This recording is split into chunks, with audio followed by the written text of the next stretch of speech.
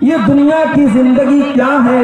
فرمایا انما الحیات الدنیا لعب و لہو، یہ تو کھیل ہے۔ بچہ پیدا ہوتا ہے، 3-4 سال کا ہوتا ہے، اس کا ایک ہی کام ہے، ٹائم پر کھانا کھائے گا، رات میں سوئے گا اور باقی ٹائم وہ کھیلے گا۔ اسے کمائی کی کوئی چنتا نہیں، نہ باپ کا پریشر ہے کہ تو کما کے لا، نہ ماں کا دباؤ ہے تو کما کے لا، نہ بیوی کا بچے نے کوئی ذمہ داری۔ اسی لیے کسی شاعر نے اپنی شاعری کے اندر یہ کہا ہے کہ بھلے چھین لو مجھ سے میری جوانی، مگر مجھ کو لوٹا دو میرا وہ بچپن۔ بچپن کا وہ زمانہ بڑی بے فکری کا زمانہ ہوتا ہے، اس میں ٹینشن نہیں ہے، اس میں ذمہ داری نہیں ہے، اس میں کمانے کا کوئی جھنجٹ نہیں ہے، اس میں کسی کو حساب نہیں دینا ہے۔ اللہ نے فرمایا میرے بندو یہ تمہاری زندگی کا پہلا دور ہے، انما الحیات الدنیا لعب، تمہاری زندگی کی شروعات ہوتی ہے کھیل سے۔ اس کے بعد فرمایا وَلَهْوٌ، پھر دوسرا زمانہ شروع ہوتا ہے، تم 12 سال کے 15 سال کے ہو جاتے ہو، اب تمہیں تماشا پسند آنے لگتا ہے، تمہیں ناچ گانا اچھا لگنے لگتا ہے، تمہیں تصویریں دیکھنا اچھا لگنے لگتا ہے، تمہاری زندگی میں اب تماشا آنے لگتا ہے، لہو آنے لگتا ہے۔ وزینتن، اس کے بعد جب تم 20 سال کے ہو جاتے ہو، 25 سال کے ہو جاتے ہو، تو تمہیں سجنے سنورنے کا شوق پیدا ہو جاتا ہے، لڑکیوں کو میک اپ کرنے کا شوق آ جاتا ہے، لڑکوں کو ایک سے ایک بال رکھنے کا شوق آ جاتا ہے، ایک سے ایک کپڑا پہننے کا شوق آ جاتا ہے، زینت کا شوق پیدا ہو جاتا ہے۔ ابھی مولانا نے بیان کیا ہمارے مولانا جناب الدین صاحب نے نوجوانوں میں بال کے بارے میں۔ اب یہ سب تقریروں میں بس بیان ہوتا ہے، ورنہ ہیئر اسٹائل تو ایسی ایسی ہے ماشاءاللہ کہ مت پوچھیے، ہمارے نوجوان کو ایسے ایسے بال رکھتے ہیں کہ کبھی کبھی تو ڈاؤٹ ہونے لگتا ہے کہ یہ آ رہا ہے کہ آ رہی ہے، ایسے ایسے بال رکھتے ہیں۔ آج کل ایک نیا دور چلا ہے ہاتھوں میں ٹیٹو بنوانے کا، گردن پہ ٹیٹو بنوانے کا، فیشن کے نام پر کچھ بھی کرنے کے لیے تیار ہے ہمارا نوجوان، چاہے وہ لڑکا ہو چاہے وہ۔ میرے پیارے ساتھیو، اسلام آپ کو فیشن سے منع نہیں کرتا، جاؤ بڑے کھلے الفاظ میں کہتا ہوں، اسلام آپ کو فیشن سے منع نہیں کرتا، آپ ایک سے ایک کپڑا پہنو، اسلام کوئی منع نہیں کرتا، خوبصورت سے خوبصورت بال رکھو، اسلام منع نہیں کرتا، ہاں شریعت کی لمٹ کے اندر رہ کر کے آپ کو رکھنا ہے۔ لڑکیاں وہ کپڑا پہنے جو ان کے پورے بدن کو ڈھانپتا ہو، وہ شلوار سوٹ بھی پہن سکتی ہیں، اگر پورے بدن کو ڈھانپنے والی ساڑی ہے تو وہ ساڑی بھی پہن سکتی ہیں، وہ گھر کے اندر اگر ایسا کوئی لباس ہے جس سے ان کے پورے بدن کو وہ لباس چھپا رہا ہے تو وہ لباس وہ پہن سکتی ہیں۔ اسلام میں لباس کو لے کر کے کوئی ڈریس کوڈ نہیں بنایا گیا، کوئی یونیفارم نہیں بنایا گیا۔ ہمارے نوجوان بھائی، کوئی ضروری نہیں کہ آپ کرتا پائجامہ پہنے، ساؤتھ انڈیا کے اندر تو مولوی لوگ بھی پینٹ شرٹ پہنتے ہیں، جمعہ کا خطبہ دینے والا مولوی بھی پینٹ شرٹ پہنتا ہے، کوٹ اور پینٹ پہنتا ہے۔ یہاں اگر ہم پینٹ کوٹ پہن کر کے آ جائیں اور کٹیہار اسٹیشن پہ جلسہ والے ریسیو کرنے کے لیے پہنچ جائیں تو ناراض ہو جائیں۔ یہاں تو مولوی کا مطلب صاحب، مولوی بیچارہ وہ دوسرے سیارے سے آیا ہے، دوسرے زندگی، دوسرے دنیا کی مخلوق ہے، سارا زمانہ پینٹ شرٹ پہن سکتا ہے، مولوی بیچارہ نہیں پہن سکتا، مولوی کو کرتا پائجامہ نہیں اچھا لگتا۔ تو اسلام نے ڈریس پر کوئی پابندی نہیں لگا، ہاں مرد حضرات اگر ہیں ان کا کپڑا ٹخنے کے اوپر ہونا چاہیے۔ نماز کی حالت میں آپ کوئی ایسا کپڑا نہیں پہن کر کے نماز پڑھ سکتے جس میں آپ کا کندھا کھلا ہو اور گھٹنے سے لے کر کے ناک تک کا حصہ یہ مرد کا سطر ہے جو نماز کے اندر تو ہر حال میں چھپا ہونا چاہیے اور عام حالات میں بھی چھپا ہونا چاہیے، کوئی مجبوری ہو تو گھٹنے سے لے کر کے ناک تک کا حصہ اور کندھا ڈھکا ہونا ضروری ہے نماز میں۔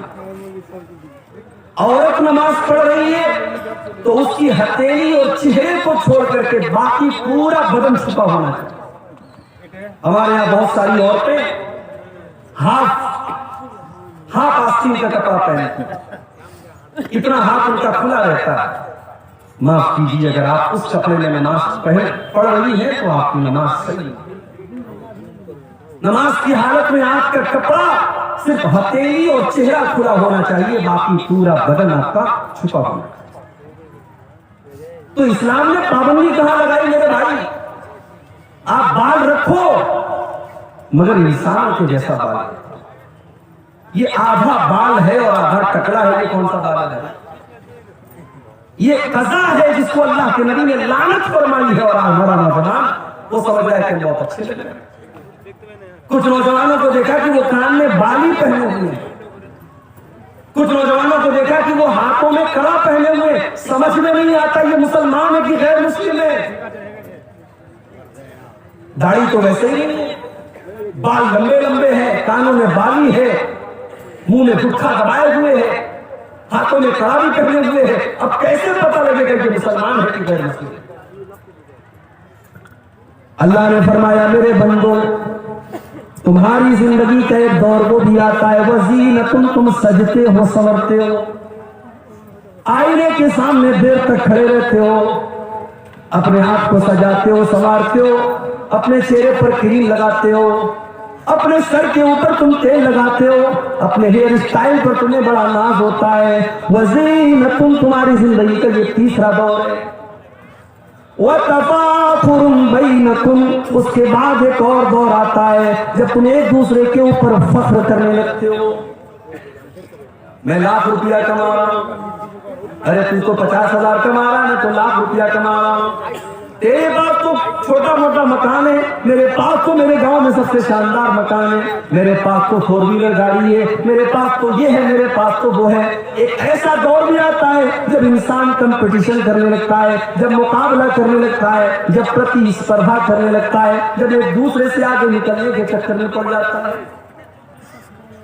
وَتَكَاثُرٌ فِي الْأَمْوَالِ وَالْأَوْلَادِ، 35 سال کا ہو گیا، شادی ہو گئی، بچے بھی ہو گئے، پھر اور بڑا ہوا، 40 سال کا ہوا، اب بچے بھی بڑے بڑے ہونے لگے، کچھ بچیوں کی شادی بھی ہو گئی، اب ناتی نتنی بھی ہو گئے، نواسے بھی ہو گئے، پوتے پوتیاں بھی ہونے لگے. اب تو بس ایک ہی دل کا ارادہ ہے کہ خوب ڈھیر سارا پیسہ ہو جائے اور ڈھیر سارا میرا پریوار بڑا ہو جائے، میرے بچے، میرے پوتے، میرے نواسے جب میرے سامنے آ جائیں تو مجھے لگے کہ میرا کتنا بڑا کنبہ ہے، میرا کتنا بڑا پریوار ہے.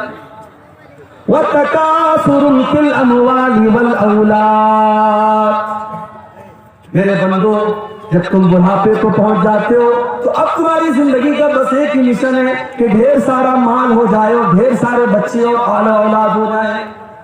كَمَثَلِ غَيْثٍ أَعْجَبَ الْكُفَّارَ نَبَاتُهُ ثُمَّ يَهِيجُ فَتَرَاهُ مُصْفَرًّا ثُمَّ يَكُونُ حُطَامًا. میرے بندو جب آسمان سے بارش ہوتی ہے تو زمین سے جو پیداوار نکلتی ہے وہ پہلے ہری بھری ہوتی ہے، وہ پہلے ہری بھری ہوتی ہے، پھر وہ پیلی ہونے لگتی ہے، پھر وہ پکنے لگتی ہے، اور پھر ایک ٹائم ایسا آتا ہے جب کھیت کو کاٹ دیا جاتا ہے، دھان کے کھیتوں کو کاٹ دیا گیا، پورا میدان صفا چھٹ ہو گیا. میرے بندو ایک دن تمہاری زندگی کی فصل بھی کٹ جائے گی، ایک دن تمہاری جوانی ڈھل جائے گی، ایک دن تمہاری خوبصورتی ختم ہو جائے گی، تمہارا پیسہ ختم ہو جائے گا، تمہاری دولت ختم ہو جائے گی، تمہارے بدن کی طاقت ختم ہو جائے گی، تم کٹی ہوئی فصل کی طرح ہو جاؤ گے. اب آ جائیے آپ واپس قرآن کے 30 پارہ. الہاکم التکاثر، میرے بندو تم کو غافل کر دیا ہے کثرت کی چاہت نے، زیادہ مال کمانے کے چکر میں، زیادہ پیسہ کمانے کے چکر میں، زیادہ طاقت کے نشے نے، زیادہ حکومت کے نشے نے تم کو اللہ سے غافل کر دیا ہے. وہ پیسہ کمانے والوں، پیسہ تو قارون کے پاس بھی بہت تھا، اتنا پیسہ تھا قارون کے پاس، قرآن کہتا ہے وَآتَيْنَاهُ مِنَ الْكُنُوزِ مَا إِنَّ مَفَاتِحَهُ لَتَنُوءُ بِالْعُصْبَةِ. اتنا خزانہ تھا قارون کے پاس، اس کے خزانوں کی چابیوں کو بڑے بڑے پہلوان، بڑی مشکل سے اٹھاتے تھے۔ قارون جب کپڑا پہن کر کے نکلتا تھا، جب سج سور کر کے نکلتا تھا، تو قارون کی قوم کے لوگ کہتے تھے یا لیت لنا مثل ما اوتی یا قارون، کاش ہمارے پاس بھی اتنی دھن دولت ہوتی، ہمارے پاس بھی اتنا پیسہ ہوتا جو قارون کے پاس ہے، ہمارے پاس بھی قارون کے جیسا کپڑا ہوتا، ہمارے پاس بھی قارون کے جیسی دولت ہوتی۔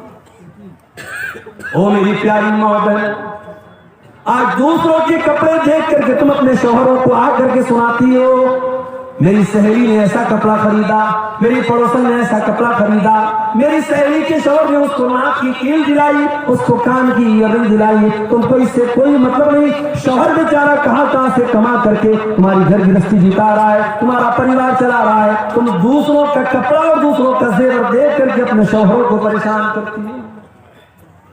اور میں نے تو یہاں تک دیکھا کتنی عورتیں ایسی، شوہر بیچارہ کہتا ہے میں کیا کروں، میں تو معمولی دکاندار ہوں، 500 روپے روزانہ کماتا ہوں، جو کماتا ہوں اتنا میرا خرچ ہے، میں کہاں سے تیرے سونے کا زیور بنواؤں، میں کہاں سے تیرے ہاتھوں میں سونے کی چوڑی لا کر کے دوں۔ تو بیوی کہتی ہے مجھے اس سے کوئی مطلب نہیں، تم چوری کرو، تم ڈاکہ ڈالو، لیکن مجھے سونے کی چوڑی لا کر کے دو۔ اتنی بیویاں ہیں جو اپنے شوہروں کو حرام کمائی کھانے پر مجبور کرتی ہیں۔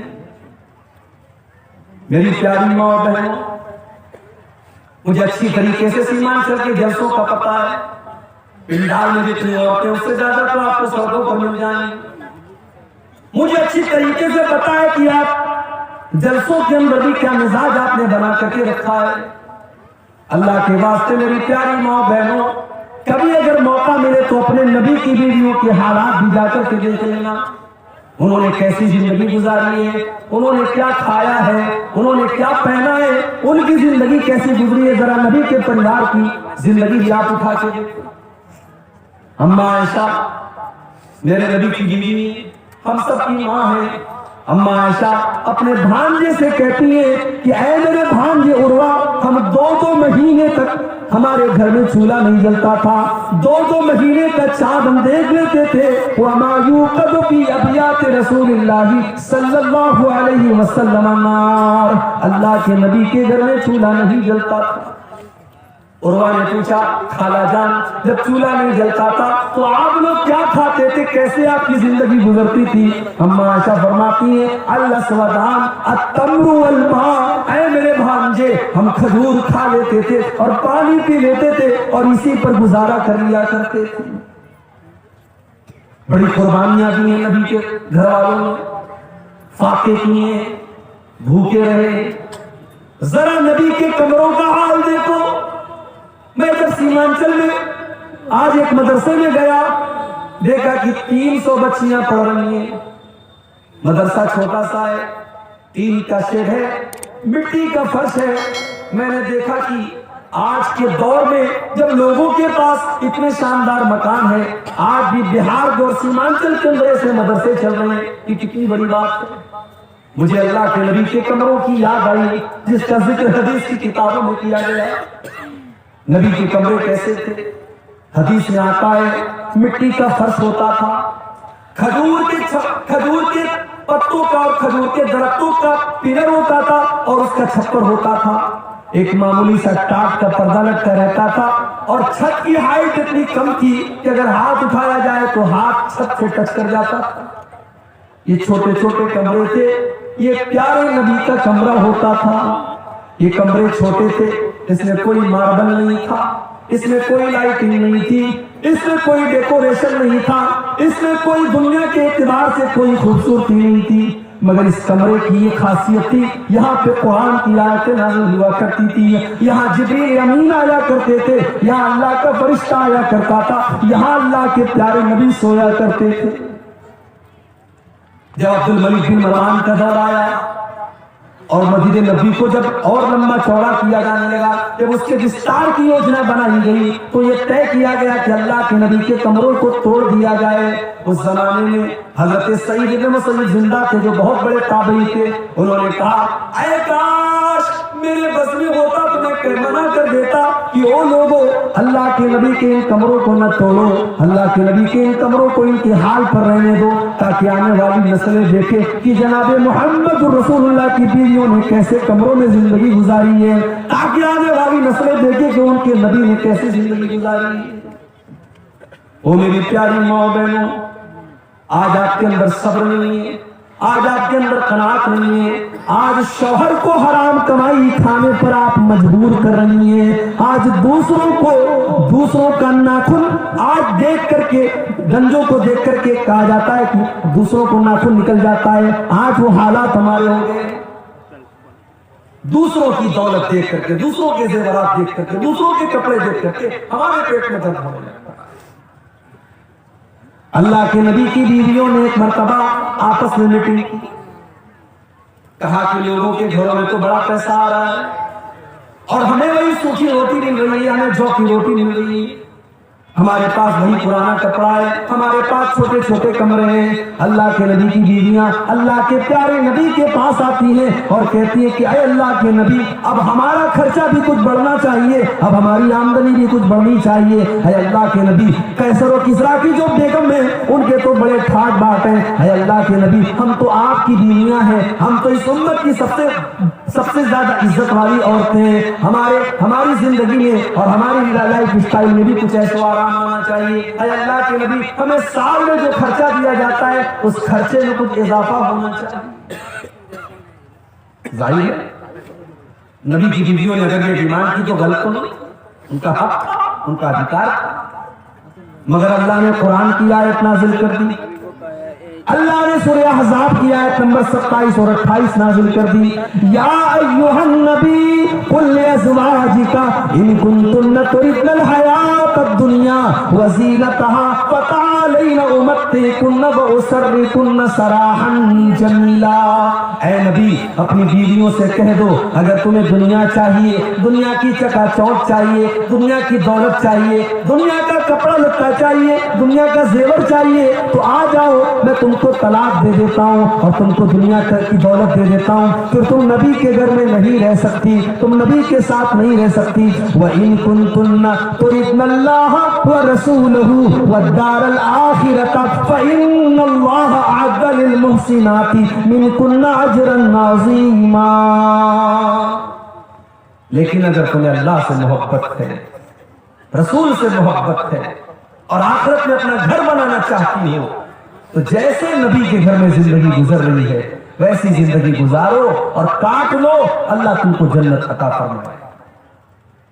جب یہ دو آیتیں نازل ہوئی، اللہ کے پیارے نبی اپنی سب سے محبوب بیوی حضرت عائشہ کے پاس آئے، اے عائشہ تم سے ایک بات پوچھنا چاہتا ہوں، سوچ سمجھ کے تم جواب دینا، کوئی جلدی نہیں، ہو سکے تو اپنے ماں باپ سے مشورہ کر لینا، اپنے ماں باپ سے پوچھ کر کے جواب دینا، لیکن سوچ سمجھ کر کے جواب دینا۔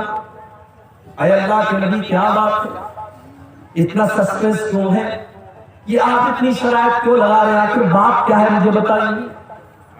اللہ کے پیارے نبی نے قرآن کی یہی دونوں آیتیں پڑھ کر کے سنا دی، اے عائشہ اللہ تعالیٰ تم کو چوائس دے رہا ہے، یا تو تم دنیا کی دولت لے لو لیکن نبی کو چھوڑ کے چلی جاؤ، اور یا تو نبی کے ساتھ پریشانی اٹھا لو، تم کو آخرت کی نعمتیں مل جائیں گی۔ اے عائشہ تم بتاؤ تمہاری چوائس کیا ہے، تم کیا چاہتی ہو؟ او میری پیاری ماں بہن، کہ قربان جاؤ اپنی ماں کے اوپر، کہ قربان جاؤ ماں عائشہ کے اوپر۔ ہم ماں عائشہ نے ایک سیکنڈ بھی دیر نہیں کی، ایک سیکنڈ بھی دیر نہیں کی اور فوراً کہہ دیا، اے اللہ کے نبی اخترت اللہ ورسولہ والدار الآخرہ۔ اے اللہ کے نبی میرا جواب بالکل کلیئر ہے، مجھے دنیا نہیں چاہیے، مجھے دنیا کا اسلام نہیں چاہیے۔ اے اللہ کے نبی میں دنیا کی دولت کو ٹھوکر مارتی ہوں جو آپ کو چھوڑ کر کے مجھے دنیا کی دولت ملے۔ اے اللہ کے نبی مجھے تو اللہ چاہیے، مجھے تو اللہ کا رسول چاہیے، مجھے تو آخرت میں اپنا گھر بنانا ہے۔ اے اللہ کے نبی میں اپنی ڈیمانڈ واپس لیتی ہوں، میں آپ کو چنتی ہوں، میں آپ کے ساتھ دنیا میں رہوں گی اور آخرت میں بھی رہوں گی۔ کبھی موقع ملے میری پیاری موقع تو ذرا نبی اکرم کی بیویوں کے حالات آپ، لڑکی کی شادی آپ کرتے ہیں، کیا دیکھتے ہیں آپ؟ لڑکا سرکاری نوکری میں ہے کہ نہیں؟ لڑکا 50,000 روپیہ مہینہ کما رہا ہے کہ نہیں کما رہا ہے؟ لڑکی اگر آپ کی خوبصورت ہے تو آپ کو لڑکا بھی ایک دم خوبصورت چاہیے۔ دینداری آج کون پوچھتا ہے میرے بھائی؟ آج دیندار لڑکے بیچارے پریشان ہیں، ان کے رشتے نہیں مل رہے ہیں۔ دیندار لڑکیاں پریشان ہیں، ان کے لیے رشتے نہیں مل رہے ہیں۔ لڑکوں کی ڈیمانڈ کہ لمبا چوڑا جہیز ملنا چاہیے، اور لڑکی والوں کی ڈیمانڈ کہ سرکاری نوکری والا اور اچھا کمانے والا اور لاکھوں کمانے والا داماد چاہیے۔ او لوگوں، ذرا نبی کے چاروں داماد کے حالات بھی پڑھ لینا۔ نبی کو بھی اللہ نے 4 بیٹیاں دی تھی، اور اللہ کے نبی نے 4 بیٹیوں کی شادی کی تھی، اور اللہ کی قسم نبی کی 4 بیٹیوں کے نکاح میں کوئی بارات نہیں آئی، کوئی جہیز نہیں لیا گیا، کوئی ڈیمانڈ نہیں کی گئی، کوئی بینڈ باجا نہیں بجایا گیا، کوئی گیت نہیں گایا گیا، کوئی حرام کام نہیں کیا گیا۔ اور نبی نے رشتے میں کیا دیکھا؟ دینداری دیکھی۔ نبی نے سب سے لاڈلی بیٹی اور سب سے چھوٹی بیٹی کا نکاح حضرت علی کے ساتھ کیا، اور جب حضرت علی کو اللہ کے نبی نے داماد بنایا تو ان کے پاس رہنے کو اپنا گھر بھی نہیں تھا، ان کے پاس اپنا بستر بھی نہیں تھا، ان کے پاس اپنی گرستی کو بنانے کے لیے سامان، ضرورت کے سامان بھی نہیں تھے۔ اسی لیے جب اللہ کے نبی نے حضرت فاطمہ کی شادی کی تو گرستی کو بنانے کے لیے آپ نے بستر بھی دیا، آپ نے تکیہ بھی دیا، آپ نے چادر بھی دیا، آپ نے برتن بھی دیا تاکہ گرستی بن جائے۔ نبی نے داماد کے اندر دینداری دیکھی، اخلاق دیکھا، کیریکٹر دیکھا، کردار دیکھا۔ شادی ہو گئی، نبی کی سب سے لاڈلی بیٹی سسرال میں سارے کام خود کرتی ہے، حسن و حسین کی پرورش بھی کر رہی ہے، اور پانی بھر بھر کے لا رہی ہے، گھر کی صفائی بھی کر رہی ہے، آٹا بھی اپنے ہاتھوں سے گوندھ رہی ہے، سارے گھر کے کام کر رہی ہے، کوئی نوکرانی نہیں ہے، کوئی غلام نہیں ہے، کوئی نوکر نہیں ہے۔ حضرت فاطمہ کو پتا چلا میرے ابا جان کے پاس کچھ غلام آئے ہیں، کچھ لونڈیاں آئی ہیں۔ بخاری کے الفاظ ہیں، حضرت فاطمہ اپنے ابا سے ملنے کے لیے آتی ہیں، ابا سے ملاقات نہیں ہوتی ہے۔ حضرت فاطمہ اما عائشہ کو یہ پیغام سناتی ہیں، میرے ابا جان آئے تو ان کو بتا دینا کہ آپ کی بیٹی فاطمہ آپ سے ملنے کے لیے آئی تھی، اور وہ اس لیے آئی تھی کیونکہ اس آپ کی بیٹی کے ہاتھوں پر محنت کرنے کی وجہ سے نشان پڑ گئے ہیں، آپ کی لاڈلی بیٹی کے ہاتھوں پر نشان پڑ گئے ہیں۔ ابا جان اگر ہو سکے تو اپنی بیٹی کو ایک غلام دے دینا، ایک نوکر دے دینا، آپ کی بیٹی کو گھر میں کام کرنے میں کچھ سہولت مل جائے، اس کو سپورٹ مل جائے، کوئی نوکر دے دینا۔ شام کو اللہ کے نبی گھر میں آئے، اما عائشہ نے بتایا کہ آپ کی بیٹی ملنے کے لیے آئی تھی اور آپ سے غلام مانگ رہی ہے۔ بخاری کے الفاظ ہیں، اللہ کے نبی اسی وقت اپنی بیٹی کے گھر پہنچے، دروازہ کھٹکھٹایا، دروازہ کھلا، بستر پر پہنچے، داماد علی بھی موجود ہے اور بیٹی فاطمہ بھی موجود ہے۔ آپ نے کہا اے علی، اے فاطمہ، اے میری بیٹی، اے میرے داماد، میرے پاس غلام تو آئے ہیں مگر میں وہ غلام تمہیں نہیں دے سکتا، اس لیے نہیں دے سکتا کہ میرا جو مدرسہ چل رہا ہے، میری مسجد کے اندر جو میرے اسٹوڈنٹ پڑھ رہے ہیں، اصحاب صفہ کے نام سے جو میرے اسٹوڈنٹ ہیں، جو میرے دین کے طالب علم ہیں، ان کو کھلانے پلانے کا میرے پاس کوئی انتظام نہیں ہے۔ میں ان غلاموں کو بیچ کر کے اپنے ان غریب صحابہ کے کھانے پینے کا انتظام کروں گا۔ اے علی، اے فاطمہ، میں تم کو کوئی غلام نہیں دے سکتا۔ اس زمانے میں بھی مدرسے کے بچوں کے لیے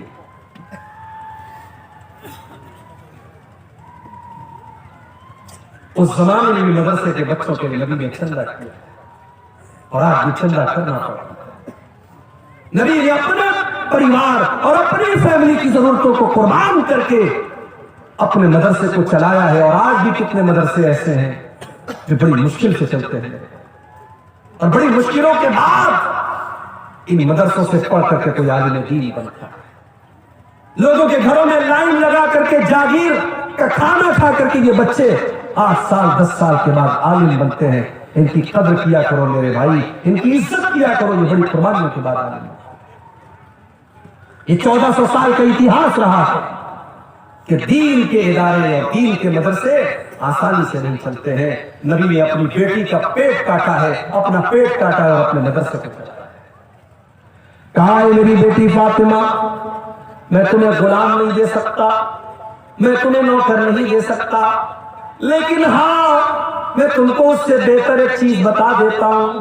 اذا اویتما الى فراشکما فسبحا 33 وکبرا 33 واحمدا 33. جب تم بستر پہ سونے جایا کرو تو 33 بار سبحان اللہ پڑھ لیا کرو, 33 بار الحمدللہ پڑھ لیا کرو, اور 34 بار تم اللہ اکبر پڑھ لیا کرو. فذالکما خیر لکما من خادم, تمہیں کسی نوکر کی ضرورت نہیں پڑے گی, تمہارے بدن کی ساری تھکان دور ہو جائے گی, تم یہ تسبیح پڑھ کے بستر پہ سو جانا.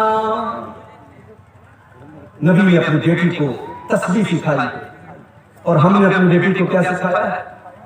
کٹیہار کے انگلش میڈیم میں ہمارا بچہ پڑھتا ہے, ہماری بیٹی پڑھتی ہے. اسکول کا پروگرام ہوا, سالانہ فنکشن ہوا, اینول فنکشن ہوا, سج سمر کے ہم بھی گئے, اپنی محترمہ کو بھی لے کے گئے. وہاں ہماری 10 سال کی لڑکی ناچ رہی ہے بالی ووڈ کے کسی گانے پر, اور ہم ویڈیو بنا رہے ہیں اور اسٹیٹس لگا رہے ہیں اور پورے خاندان کو دکھا رہے ہیں, دیکھو میری بیٹی میرا نام روشن کر رہی ہے, کتنا اچھا ڈانس کیا ہماری بیٹی. نبی نے اپنی بیٹی کو تسبیح سکھائی اور ہم اپنے بچوں کو گانا سکھایا. جو بوؤ گے وہ کاٹو گے, جو اپنے بچوں کو سکھاؤ گے کل بڑے ہو کر کے وہی سیکھیں گے. نبی نے اپنے بچوں کو تسبیح سکھائی. تربیت آپ کرتے ہیں. نوجوان اگر بگڑا ہے, لڑکے بگڑے ہیں, لڑکیاں بگڑی ہیں, تو سوال یہ ہے کہ آپ کیا کر رہے تھے, آپ کی ذمہ داری کیا تھی, آپ نے اپنی ذمہ داری کو کتنا لیا. نبی اکرم نے کیسی تربیت کی اپنے بچوں کو. یہ کیسا شور آ رہا ہے؟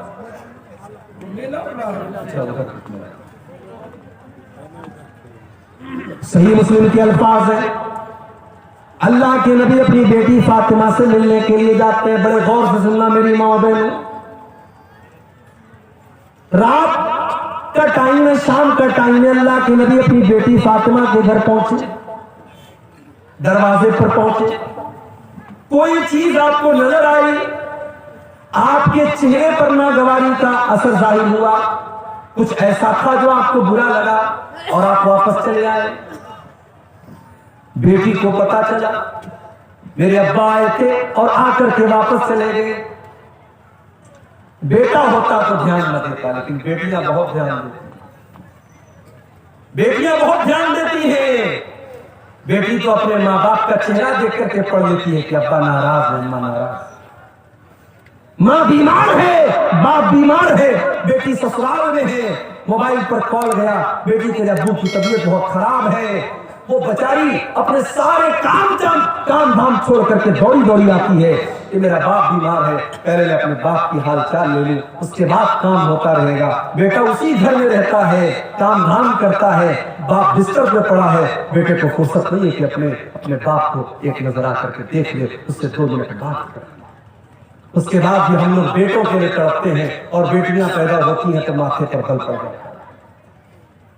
حضرت فاطمہ کو پتا چلا ابا جان آئے تھے, واپس چلے گئے. فوراً پھر حضرت علی کو بھیجا کہ جا کر کے پوچھو کہ کیا بات ہے, ہم نے کون سی غلطی کر دی. حضرت علی آتے ہیں, اے اللہ کے نبی کیا بات ہے, آپ ہمارے گھر پر آئے اور دروازے سے واپس چلے گئے. اے اللہ کے نبی اگر کوئی خطا ہو گئی, کوئی غلطی ہو گئی تو بتا دیجیے.